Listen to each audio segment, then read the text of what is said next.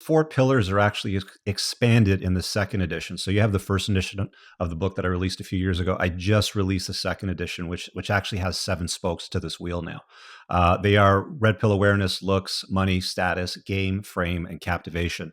So as an example, like the stuff that you talked about in the book, um, it came to my realization because I do a lot of coaching with high net worth guys that are like they're mostly entrepreneurs, licensed professionals. I deal with some athletes, some politicians, and stuff like that. But guys that are making a lot of money, and I notice, a lot of these guys really struggle with women. So to the notion of captivation, you can't bore a woman. You can do anything you want to a woman, but you can't bore her.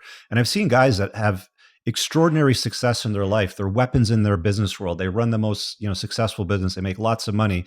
But when it comes to entertaining women or trying to get a woman into their frame, if they're boring, if they're not captivating, they're not going to keep her around. Like I had this guy once, and he was like, it's just not working out. I'm getting one or two dates, and they're not showing up. And this guy's like 6 foot tall. He's good looking. He's got a very successful business.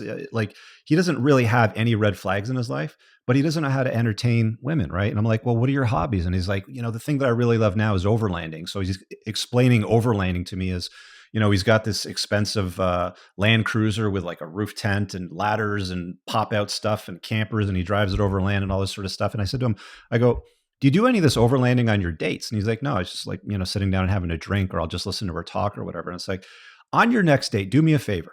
Book an overland date. Tell her to pack a picnic, right? So you leave her with some instructions, bring something, for the day, and, go and do an overlanding adventure through the desert and show her a nice sunset on a nice cliff. Like you can find a place like that, right? He goes, oh yeah, I got lots of places like that. I go with my buddies all the time. I'm like, good.